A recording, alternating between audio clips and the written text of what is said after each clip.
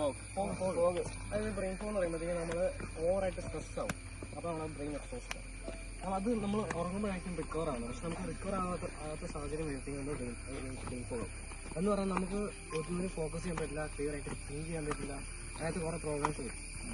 അപ്പം ഇതെന്ന് വെച്ചാൽ നമ്മൾ ചെയ്യുന്ന പരിപാടിക്ക് നമുക്കൊരു റിവാർഡ്, അതായത് നമ്മൾ ഇത്ര എഫോർട്ട് ഇട്ടും നമുക്കൊരു റിവാർഡ് കിട്ടാതെ വരുമ്പോഴാണ് നമുക്ക് ബ്രെയിൻ ഞാൻ പറഞ്ഞ ബുക്ക്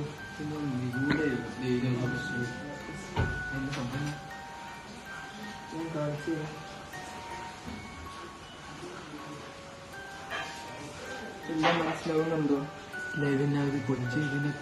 എനിക്കും മനസ്സിലാവുന്നില്ല. അപ്പൊ നീ എന്നെ ചെയ്തേ? എടാ ഞാൻ കാണിച്ചല്ലേ, ഇത് ഈ ബുക്കിലുള്ളതാണ്. ഇത് എവിടെ നീ ബുക്ക് കിട്ടിയേ? എനിക്കിത് കഴിഞ്ഞ ദിവസമാണ് മറ്റേ ഈ മുറിയില് ഞാൻ പറഞ്ഞില്ല. So hello guys, welcome back to my channel. So hello guys, ഇതാണ് നമ്മുടെ മുറി.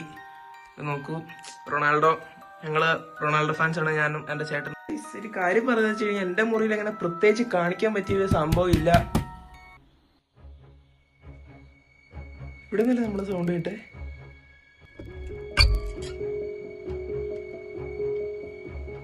നിഗൂഢ യുഗം, ദ ഏജ് ഓഫ് മിസ്റ്ററി. ഇതുവരെ കണ്ടിട്ടില്ലല്ലോ. എടുക്കാം. ഇത് എവിടെ നിന്ന് വന്നിട്ട് എന്നെ സംഭവം ഒന്നും എനിക്കറിയത്തില്ല. ഫുള്ളും മിസ്റ്ററിയാണ്. അതിന്റെ പേര് പോലെ തന്നെ. ഞാൻ ബാക്കി അടുത്ത വീഡിയോയിൽ ഞാൻ കാണിക്കാം ഗൈസ്. പണ്ടാണെങ്കിൽ മറ്റേ മെയ് മാസത്തിൽ ഞാൻ പിന്നെ മോഹൻലാലിന്റെ ബർത്ത്ഡേ ഇല്ലേ, മെയ് 21, അന്നാണ് ഞാൻ ഈ സംഭവം കണ്ടത്. അപ്പോഴാണെങ്കിൽ മറ്റേ അലമാരി പോയപ്പോഴാണെങ്കിൽ മറ്റേ ഇത് പോയപ്പോഴാണ് ഇത് കണ്ടത്. ആദ്യമായിട്ടാണ് ഞാൻ ഈ ബുക്ക് ഇങ്ങനെ ഇവിടെ കാണുന്നത്.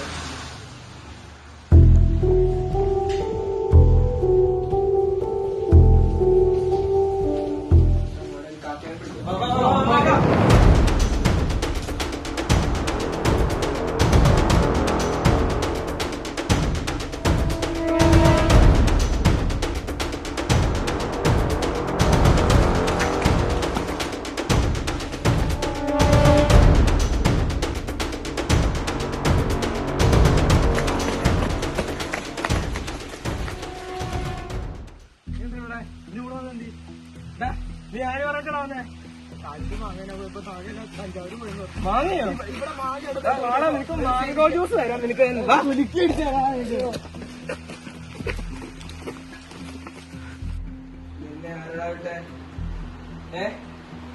അടിച്ചു അടിക്കടാ, നീ അടിക്കടാ, നീ സത്യം പറയുന്നില്ല.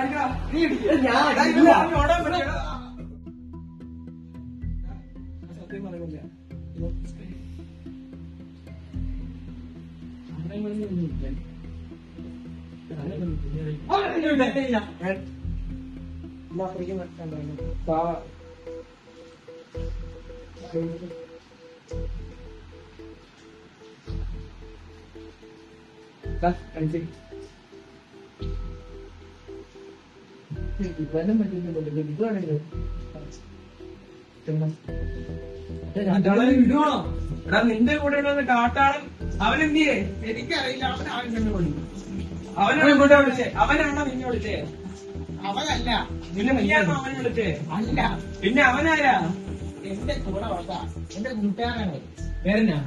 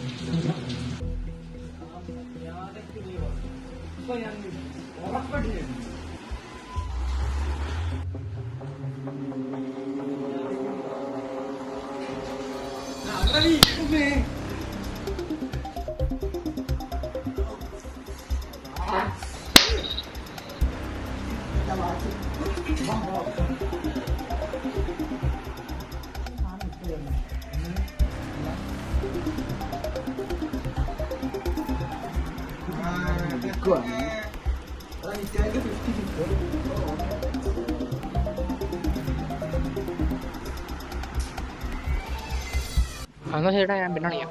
ആ ഓക്കെ.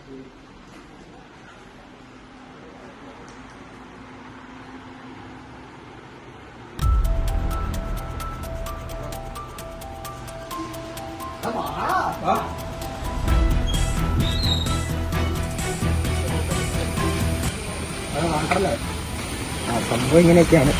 ഡീറ്റെയിൽ ആയിട്ട് അടുത്ത തവണ കാണുമ്പോൾ പറയാം.